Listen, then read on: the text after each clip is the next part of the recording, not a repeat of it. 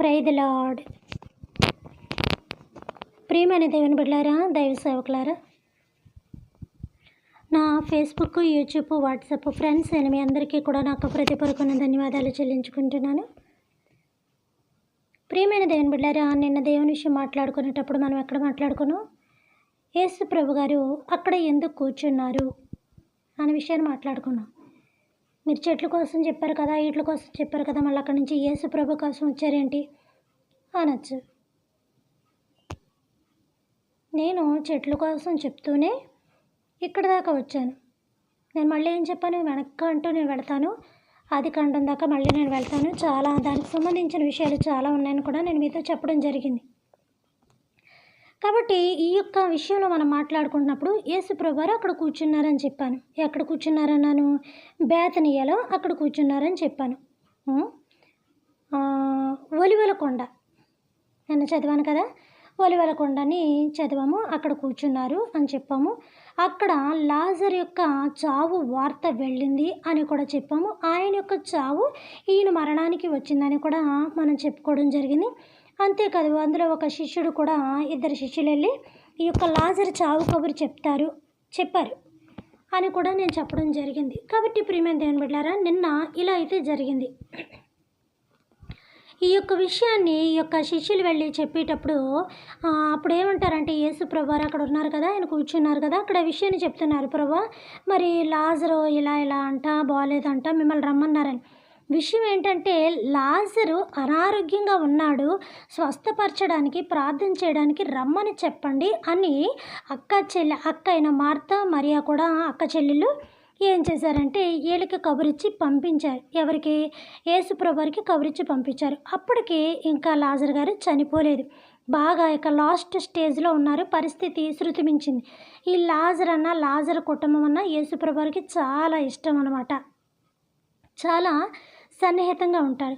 లాజరు చనిపోయినప్పుడు యేసు తన హృదయంలో మూలుగుచుండెను, ఏడ్చుచుండెను అన్న మాట కూడా మనకి కనపడుతుంది. ఇది లాజర్ కోసం ఏడ్చారని అనుకుంటారు. నిజమే, ఒక విధంగా లాజర్ అయ్యో నా స్నేహితుడు చనిపోయాడని కూడా ఏడ్చాడు.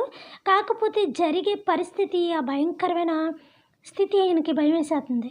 విషయం ఏంటంటే, ఆయన మరణం ఈయన మరణానికి వచ్చిందని చెప్పాను కదా, యేసుప్రభువారు భయపడబట్టే గెత్తిమైన తోటకి వెళ్ళి అక్కడ ప్రార్థన చేసుకొని, తండ్రి నాకు చాలా భయంగా ఉంది, నీ చిత్తమైతే ఈ గిన్నె నా యొద్ద నుండి తొలగించు.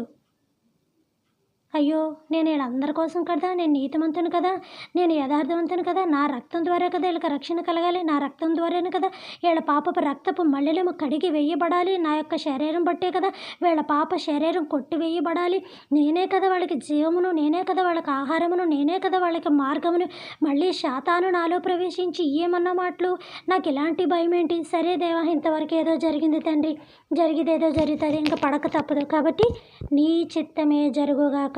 మళ్ళీ వెంటనే ఆయన రిలీజ్ అయ్యి ఆ యొక్క బాధలోంచి, ఆ శ్రమల నుంచి, ఆ దుఃఖం నుంచి అయినా రిలీజ్ అయ్యి ఆయన ప్రార్థన చేసుకుంటూ ఉంటారు. ఇదంతా ప్రతి సంవత్సరం కూడా లెంట్ డేస్లో మీ పాస్టర్లు, మీ యొక్క దైవజనులు చెప్తూనే ఉంటారు. ప్రతి సంవత్సరం కూడా మనకి కొత్తగానే ఉంటుంది. ఎందుకంటే మనం గుర్తుపెట్టుకోం కాబట్టి. ఎందుకంటే దైవజనులు వాక్యం చెప్తున్నప్పుడు ఒక చెవు పక్కన పెట్టి, ఒక చెవు శాతానికి, ఒక చెవు దేవునికి సమంగా ఇస్తాం. మనం అస్సలు ఇద్దరిలో ఎవరిని ఎక్కువగా చూడం, ఎవరిని తక్కువగా చూడం, ఇద్దరిని కూడా చక్కగా సమంగా చూస్తాం అనమాట.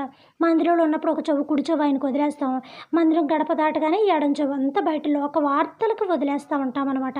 అందుకే దేవుడు చెవుల కోసం మరి ముఖ్యంగా చెప్పాడు, ఆత్మీయము కలిగిన చెవులు దేవుని మాటలు వినుగాక, శాతాను చెవు లోకపు మాటలు వినుగాక.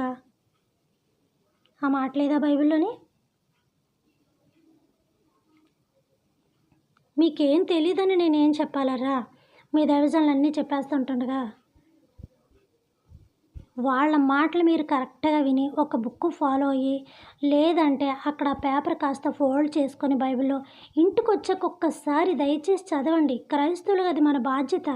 రేపు పొద్దున్న దేవుడు అడిగితే మీరు ఏం లెక్క చెప్తారో నాకు అర్థం కావట్లేదు. మీ కొరకు నేను దేవుడితో చెప్పేస్తాను ఉండండి. బైబిల్ చదవలేను అందరికీ నాయన, నేను స్కూల్లో ఒక గుణపాఠం పిల్లలకి చెప్తున్నట్టుగా రాత్రి పగలు చదివించేయని మీకోసం ప్రార్థన చేసేస్తాను. ఏంటి బైబిల్ చదవలేను మీరు అందరి కోసం? అందులో మొదట్లో ఉన్నదాన్ని కూడా నేను కూడా చదవట్లేదు ఈ మధ్యన సరిగా. కాబట్టి ప్రియమైన దేవుని బిడ్డలారా, ఈ వార్త చెప్పినప్పుడు లాజర్ ఇంకా చనిపోలేదనమాట. అప్పుడు ఈ కబురు పట్టుకొని వెళ్ళి అక్కడికి వెళ్ళి చెప్తారు, ఇలాగని చెప్పగానే యేసుప్రభువారు ఒక మాట అంటారు, ఇప్పుడు దాకా ఏదో మనం ఇక్కడ ఉండిపోయి సరే వెళ్దాం పదండి, అలాగే ఇలాగని లాజరు నిద్రించుచున్నాడు కదా, విశ్రాంతి తీసుకుంటున్నాడు అని అంట. విశ్రాంతి అంటే దేవుని పాటించిన మోషే పాటించిన విశ్రాంతి దినములు దేవుని ఆరాధన రోజు కాదు, నిద్రను కూడా విశ్రాంతి అని అంటారనమాట. కాసేపు విశ్రమిద్దాం అంటే పాత కాలంలో పురాతన కాలంలో మాటలు ఎలాగుండి, ఇప్పుడు ఏమంటాం, పడుకుంటాం, నిద్రిద్దాం, లేకపోతే స్లీపింగ్ చేద్దాం, ఇలాగా ఒక్కొక్క మాట ఉంటుంది అనమాట. అప్పుడు ఏమంటే లాజరు విశ్రాంతి తీసుకుంటున్నాడు, విశ్రాంతిలో ఉన్నాడు, విశ్రాంతి తీసుకున్నాడు. అప్పుడు అందులో ఒక శిష్యుడు అంటాడు, ప్రభువా మరి ఇప్పుడు వెళ్ళి మనం డిస్టర్బ్ చేసామనుకో, మరి లాజర్ లేచిపోయాడు అనుకో, మళ్ళీ బాడీ అంతా ప్రాబ్లం అవుతుంది కదా, అతను రెస్ట్ తీసుకుంటే మంచిది కదా అనుకుంటాడు. ఇతనేమనుకుంటున్నాడంటే అతను అనారోగ్యంగా ఉండి అతను అలసట తీర్చుకుంటున్నాడు కదా, మంచం మీద ఉన్న ఒక రోగి ఎలా లెగగలడు, అతను మనం ఎందుకు కదపడం, అలా ఉంచితేనే మంచిది కదా అని చెప్తున్నారు. అప్పుడు మళ్ళీ చెప్పారు, ఓరి పిచ్చోడా నాయన, విశ్రాంతి అంటే ఇది కాదు, లాజరు చచ్చిపోయాడు. దేవునికి మహిమ కలుగును కాక. ఎందుకు లాజర్ చచ్చిపోయినదిగా, లాజర్ చచ్చిపోయినదిగా. అవును, లాజరు చావు దేవుని మహిమకు వచ్చింది, లాజరు చావు దేవుని ఘనతకు వచ్చింది, లాజరు చావు దేవుని చావుకు వచ్చింది. యూదుల రాజు బయటపడబోతున్నాడు అక్కడ, మహోన్నతుడు బయటపడబోతున్నాడు అక్కడ. అదే లాస్ట్ హీలింగ్ అని కూడా చెప్పాను. యేసుప్రభుని సిలువేసింది ఎప్పుడో తెలుసా, యేసుప్రభు పట్టబడింది ఎప్పుడో తెలుసా, అక్కడి నుంచి అక్కడికి ఎన్ని దినాలు గడిచాయో తెలుసా. సరే ప్రేమైంది అనమాట, ఇవన్నీ ముందు ముందుకు మనం తెలుసుకుంటూ ఉంటాం కదా. ఇలాగా వచ్చినప్పుడు ఆయన కోప్పడిపోయి ఇంకెట్టనే శిష్యుడికి ఒక ఒళ్ళు మండిపోయింది. అదా ఇప్పుడు మన ఇద్దరు వెళ్ళి అక్కడ చావాలి కదా, రండి మనం వెళదాం అంటే, ఎక్కువ మంది లేరు అక్కడ, శిష్యులు ఇద్దరే ఉన్నారు అని అంటాడు. ఈ మాట అన్న అయ్యగారు ఎవరు, నిన్న పేరు మర్చిపోయినా అన్నాను కదా, ఇప్పుడు పట్టేసుకున్నాను. దీదుమ అనబడిన తోమ అంటాడు ఈ మాట. మనం కూడా చావడానికి వెళ్ళాలా, అక్కడ చావు ఎవరు లేరా, మనం కూడా చావడానికి వెళ్ళాలంటారు. ఎందుకంటే నిన్నటి దినాన నేను చెప్పాను, అక్కడ అతనికి భయంకరమైన అవమానం జరిగింది. అతనికి కాదు, మొత్తం బ్యాచ్ అంతకి అక్కడ భయంకరమైన అవమానం, చాలా సిగ్గుకరమైన అవమానం, ఎంతో నిందలకరమైన అవమానం. బైబిల్లో మనకు మాట ఉంది, ఎక్కడ పడిపోయింది అక్కడే చూసుకోమని పెద్దలు అంటారు, ఇది అంటారు. అలాగే నీవు ఎక్కడ కూలబడ్డావు అక్కడ నేను నిన్ను నిలబెడతాను అని, తలగా నిలబెడతాను తోకగా కాదని దేవుడు చెప్తూ ఉంటాడు. అంటే ఒక మాట మీరు గుర్తుపెట్టుకోలే, నేను దేవుడు దేవుడు దేవుడు అంటున్నానని యేసుప్రభువును దేవుడు అనద్దు. అంటే ఆయన దేవుడు కాదా అనొచ్చు, దేవుడు, దేవుని కుమారుడు.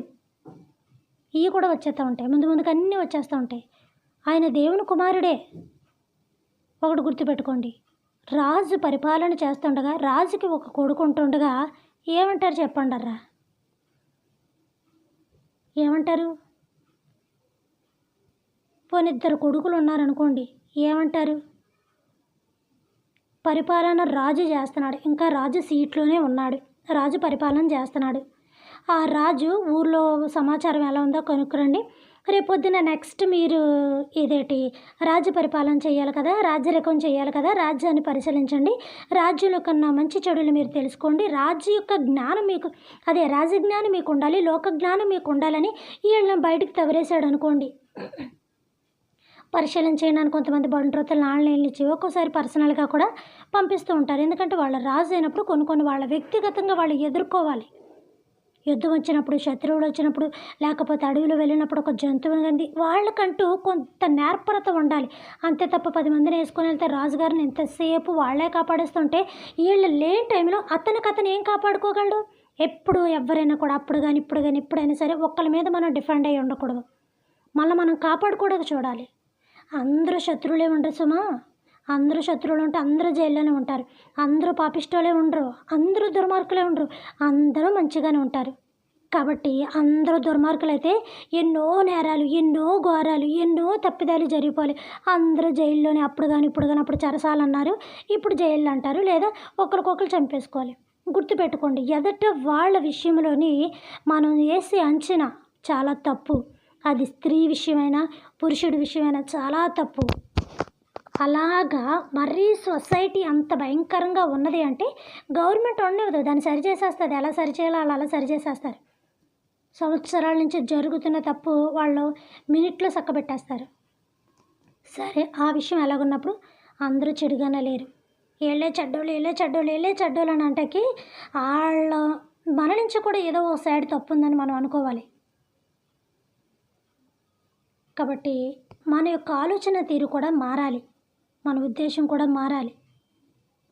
కాబట్టి ప్రియమైన దేవుని బిడ్డలారా, ఇలాగా ఎంతసేపు రాజు ఒక్కడు వెళ్లకుండా అందరినీ 10 మంది సైన్యాన్ని వెంటెట్టుకొని వెళ్ళాడు అనుకోండి, వాళ్ళు అటు ఇటు చెదిరిపోయి ఓ పక్క పులి వచ్చిందని ఒకరు, పక్క సింహం వచ్చిందని ఒకరు, ఓ పక్కన ఇంకోటి వచ్చిందని ఒక్కొక్కరు ఒక సింహం దగ్గరకు 10 మంది వెళ్ళి ఇక్కడికి ఒక 2-4 వెళ్తే రాజు ఒంటరి అయిపోడా?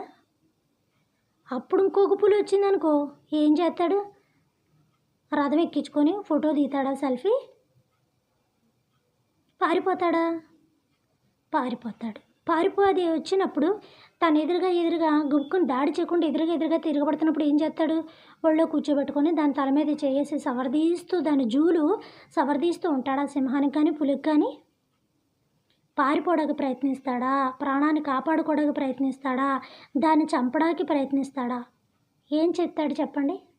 మీకు తెలీదా? పారిపోతే పట్టేసుకుంటుంది. అతనికి తెలుసు ఆ విషయం.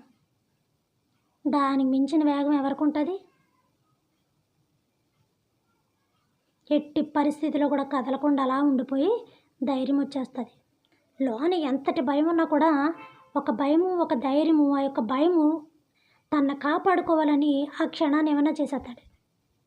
అక్కడ తన చేతిలో ఏదన్నా ఆయుధం ఉంటే ఇచ్చి కొడతాడు. తన మీద దాడి చేస్తే తన ప్రాణం, నా ఆకలి నాదే అని తన పులి అనుకుంటుంది. పులో సింహమో ఏదో జంతువు అనుకుంటుంది నా కడుపు నింపుకోవాలని, నా ప్రాణం కాపాడుకోవాలని ఇతను అనుకుంటాడు. కాబట్టి ఎప్పటికప్పుడు ఎవరి కాళ్ళు సేఫ్ సైడ్గా ఉండాలి. ఇంకో విషయం ఏంటంటే ఎవరి కాళ్ళే కాపాడుకోవాలి, ఎవరికి వాళ్ళే భద్రత తీసుకోవాలి, ఎవరిని వాళ్ళే రక్షించుకోవాలి. ఎక్కడి నుంచో ఎవరో వస్తారు కాపాడతారు అని అస్సలు మనం అనుకోకూడదు. అందులో లేడీస్ అసలు అనుకోకూడదు. లేడీస్ మరి ముఖ్యంగా గుర్తుపెట్టుకోవాల్సిన విషయం ఏంటి అంటే, ఎవరో కాపాడతారన్న ఆలోచన మన మైండ్ నుంచి పూర్తిగా పోవాలి. పూర్తిగా నీ భర్తను కూడా నమ్మకూడదు, నీ పిల్లల్ని కూడా నమ్మకూడదు. అంటే వాళ్ళు నిన్ను కాపాడరు అని కాదు. నేను కాపాడడం అంటే మంచం మీద అనారోగ్యంగా ఉన్నప్పుడు హాస్పిటల్ తీసుకెళ్ళి కాపాడతారా? నేను ఆ విషయం చెప్పట్లేదు. ప్రమాదం వచ్చినప్పుడు నీ కొడుకు ఏ జాబ్లోనో ఉండొచ్చు, ఏ పనిలోనో ఉండొచ్చు, గుబుక్కుని రాకపోవచ్చు. నీ బిడ్డ మీద నువ్వు ఆధారపడినప్పుడు నీ బిడ్డ నీకు సపోర్ట్ లేకపోతే same as it is husband కూడా అలా ఉంటే వచ్చాక జరగాల్సినవన్నీ జరుగుతాయి. అడగడం, కడగడం, తర్వాత వాళ్ళ మీదకి వెళ్ళడం, వీళ్ళ మీదకి రావడం, తర్వాత కంప్లైంట్స్, ఇవన్నీ ఇంకా జరగాల్సిన ప్రక్రియ ఎలాగో జరుగుతూనే ఉంటుంది. తన క్రమంలో తను మంచి చెడు వెళ్ళిపోతూ ఉంటుంది. కానీ ఈలోగా నిన్ను నువ్వే కాపాడుకోవాలి దేని నుంచైనా. అన్నిటిలో ఉన్న జ్ఞానం తను కాపాడుకునే విషయంలో మరి ముఖ్యంగా ఉండాలి. ఏ రకమైన సమస్య అయినా రావచ్చు. సమస్య ఎందుకు వచ్చింది అని మనం అడగకూడదు. మనిషి జీవితం అన్నాక వచ్చేదే సమస్యలు. నేను చాలాసార్లు చెప్తున్నాను, మంచి ఎప్పుడు చెప్పి వస్తుంది, చెడు ఎప్పుడు చెప్పి రాదు. మరణం ఎప్పుడన్నా చెప్పి వస్తుందా? అనారోగ్యం ఎప్పుడన్నా చెప్పి వస్తుందా? వ్యాధి ఎప్పుడన్నా చెప్పి వస్తుందా? నీ పిల్లకి వివాహం చేయాలనుకున్నప్పుడు మీరు కూర్చొని మాట్లాడుకుంటారు. మీ అబ్బాయిని మంచి చదువు చదివించాలనుకున్నప్పుడు కూర్చొని మాట్లాడుకుంటారు. ఒక ఇల్లు కట్టాలి, ఇలా గృహప్రవేశం చేయాలనుకున్నా కూర్చొని మాట్లాడుకుంటారు. అవన్నీ శుభసూచకములు, అవన్నీ మంచి. ఆ మంచి కోసం మీరు మాట్లాడుకుంటూ ఉంటారు. కాబట్టి మంచి అనేది తెలిసి జరిగేది, చెడు అనేది తెలియకుండా జరిగేది. అందుకే దేవుడు దినములు చెడ్డవి గనక మీరు సమయమును పోనిచ్చుకోకుండా సద్వినియోగపరచుకోండి. ఏ క్షణం ఏమి సంభవించునో, దుష్టుడు ఎప్పుడు ఎక్కడ ఎవరిని ఎలా మృంగుదనా అని వాడు వేటాడుతున్నాడు. గర్జించు సింహం వలె, కొదమ సింహం ఈయన పోరాటం చేస్తున్నాడు. ఎప్పుడు ఎవరిని మృంగుదామా అని గర్జించు సింహం వలె ఈ 2 సింహాలు ఎలా ఉన్నాయి. ఎప్పుడు ఎవరి నోటిని పడిపోతామో మనకే తెలుస్తలేదు. ఇందులో ఎంతగా అమాయకులు ఎవరు? మనమే. దేవుడు ఏమైనా తెలివి తక్కువడా? దేవుడికి తెలివిలేదా? భూమాకాశములు చేసిన మహోన్నతుడు సృష్టికర్తకి తెలివిలేదా? ఆయన్ని ఎదిరించి ఆయన మీదకే యుద్ధానికి వెళ్ళిపోయి ఆయన సీటే కావాలని కోరుకున్న శాతానికి తెలివిలేదా? ఇప్పుడు చెప్పండి, అలా తెలివి లేనిది ఎవరికి? వాళ్ళిద్దరు బాగానే ఉన్నారు. పైన ఆయన ఉన్నాడు, కింద ఈయన ఉన్నాడు. పైకాయ వెళ్ళలేము, కిందన ఉండలేము. ఎందుకంటే కింద భూమి దాంది, దానికోసమే చేశాడు దేవుడు. తర్వాత మానవుని చేశాడు అనుకోండి, ఇవన్నీ వెళ్తూ ఉంటే ఇంకా అలా జరుగుతూనే ఉంటుంది మ్యాటర్. తెలుసుకుందాం. కాబట్టి ఈ యొక్క స్థితిలో మనం ఉన్నప్పుడు తను తనే కాపాడుకోవాలి అని చెప్పాను. ఇలాగ లాజర్ని స్వస్థపరచడానికి వెళ్తాం రా అన్నప్పుడు నేను రాను, చంపేస్తారు వాళ్ళని. మేమెందుకు రావాలి అంటాడు. ఎవరు? దిదుమ అనబడిన తోమ. ఎంత క్లియర్గా చెప్తున్నానంటే పేరుతో సైతం బైబిల్లో ఉందనే కదా అర్థం. చచ్చిపోయినోడి దగ్గరికి వెళ్దామా? ఏం చెప్తున్నాను అసలు అంటే రెస్ట్ తీసుకున్నాడు అని నువ్వు అనుకుంటున్నావు. అలాగే నిద్రిస్తే మంచి హెల్తీగా ఉంటారు కదా ప్రభు అని ఒకడు అనుకుంటున్నాడు. నువ్వు అన్నది కాదు కానీ నేను అన్నదే నాయన. ఆయన కాలం పూర్తి అయిపోయింది, పద మనం వెళదాం అంటారు. కాబట్టి ప్రియమైన దేవుని బిడ్డలారా, వాక్యం చదివేస్తానుండండి.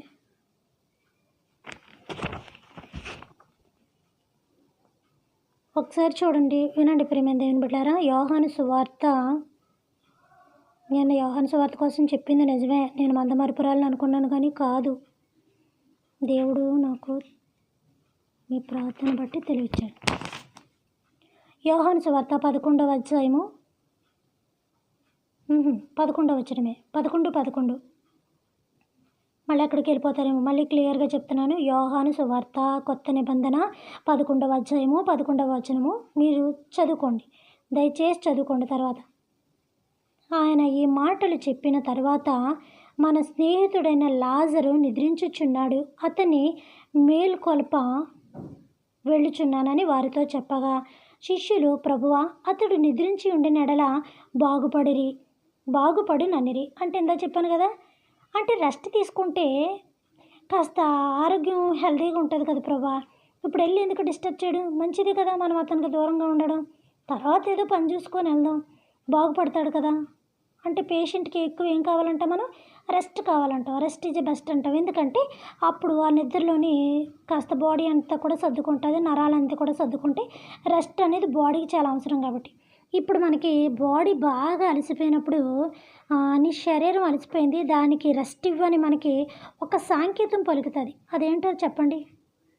పక్కన ఉంటే చెప్తాం, పక్కన లేరు కదా అని అనొచ్చు. సరే, మన బాడీ అలసిపోయింది, నీ శరీరానికి రెస్ట్ అని చెప్పడానికి మనకు ఆవిలింతలు వచ్చేస్తూ ఉంటాయి, కళ్ళు మూతలు పడిపోతూ ఉంటాయి, నిద్ర వచ్చేస్తూ ఉంటుంది. ఇక మన శరీరం సహకరించదు.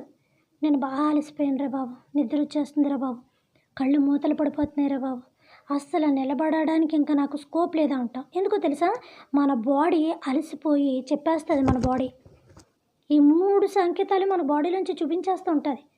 అప్పుడు వెళ్ళి మనం రెస్ట్ తీసుకోగానే మళ్ళీ మన బాడీ రీఛార్జ్ అయ్యి మనం మార్నింగ్ అంతా కష్టపడడానికి నైట్ అంతా సెల్కి రీఛార్జ్ పెట్టినట్టుగా మనం పడుకుంటే మన బాడీకి ఫుల్ రీఛార్జ్ అయింది. మళ్ళీ మార్నింగ్ లేడి పిల్లల చింగు అని పరిగెడుతూ ఉంటాం. అందుకే దేవుడు పగలంతా పనిపెట్టి రాత్రులు సుఖాన్ని పెట్టాడు. బాడీకి ఒక 12 గంటలు ఇలాగా, ఒక 12 గంటలు అలాగా, లేకపోతే మనం అయిపోతాం ఈ పాటికి. ఇంత తెలివి కలిగిన యేసయ్య అయ్యో, అందుకని అతను ఏమన్నాడంటే రెస్ట్ తీసుకోవడం మంచిది కాదు, అతను నిద్రించటం మంచిది కదా ప్రభా అని. నేను ఎక్కడ చదివానరా? శిష్యులు, ప్రభువా, అతడు నిద్రించిన ఎడల బాగుపడిననిరి. యేసు అతన్ని మరణమును గురించి ఆ మాట చెప్పెను. చూసారా? మీరు ఒకటి ఆలోచిస్తున్నాను, నేను ఒకటి ఆలోచిస్తున్నాను. మీకు ఒకటి తెలుసు, నాకు ఒకటి తెలుసు. ఆల్రెడీ అక్కడ చచ్చిపోయాడు లాజరు. నేను ఆ నిద్ర కోసం చెప్తున్నాను, నేను ఆ విశ్రాంతి కోసం చెప్తున్నాను. మీరు వస్తారా? రండి, లేదా నేను ఇక్కడ ఉండలేను, ఇంకా వెళ్ళిపోతాను. మీరు ఇక్కడ ఉండడం మంచిది అనుకుంటే ఉండండి అని తెగేసి చెప్పేశాడు. డూయేటి చెప్పారు. కాబట్టి ప్రియమైన దేవుని బిడ్డలారా, యేసు అతని మరణమును గురించి ఆ మాట చెప్పాను. కానీ వారు ఆయన నిద్ర విశ్రాంతిని గురించి చెప్పుకొని అనుకొనిరి. ఏమనుకుంటున్నారంటే విశ్రాంతి దినం పూట ఆరాధన చేస్తారు కదా, దేవుని స్తుతిస్తారు కదా, దేవునికి ఆరాధన చేస్తారు కదా అని ఆ దేవుణ్ణి ఆరాధించి విశ్రాంతి పెట్టేశారు. ఆ రోజుల్లో మోషే కాడి నుంచి ఆది కాండం నుంచి మోషే దగ్గర అని విశ్రాంతి దినాలు చేశారు కదా, ఆ విశ్రాంతిలోకి వెళ్ళిపోయారు. వాళ్ళు దేవుణ్ణి ఆరాధించే విశ్రాంతిలోకి వెళ్ళిపోయారు, కానీ చచ్చిపోయే విశ్రాంతి అని అనుకోలేదు. కావున యేసు లాజరు చనిపోయాను. ఇక్కడ క్లియర్గా కుండ బద్దలగొట్టేశాడు. ఏమయ్యా బాబు, మీకు చెప్తుంటే అర్థం కావట్లేదా? లాజరు చచ్చిపోయాడు అక్కడ, మీరు నమ్మునట్లు. కావున నేను అక్కడికి వెళ్ళుదునా. నేను వెంటనే ఇంకా అతను కోపం వచ్చేసిందండి దిదుమాకి. ఎందుకు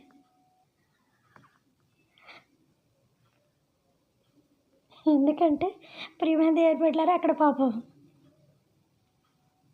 వీళ్ళని కొట్టేశారు.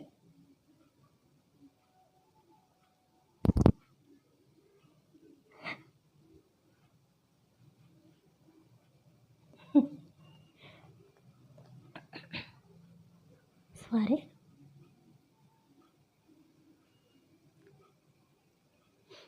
యేసు అతని మరణమును గురించి ఆ మాట చెప్పిన కానీ వారు ఆయన నిద్రించి విశ్రాంతిని గురించి చెప్పననుకునేది. కావున యేసు లాజరు చనిపోయాను, మీరు నమ్మునట్లు నేనక్కడ ఉండలేదని చెప్పాను. నా నిమిత్తము సంతోషించుచున్నాను మీ నిమిత్తము సంతోషించుచున్నాను. ఆయనను అతని యొద్దకు మనము వెళ్ళుదము రండని స్పష్టముగా చెప్పగా వారితో చెప్పాను. అందుకు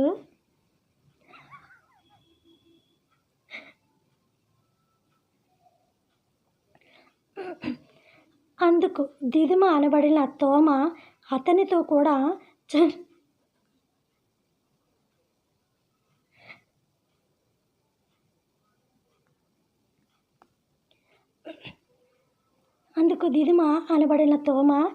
అతనితో కూడా చనిపోవుటకు మనము వెళ్ళుదామని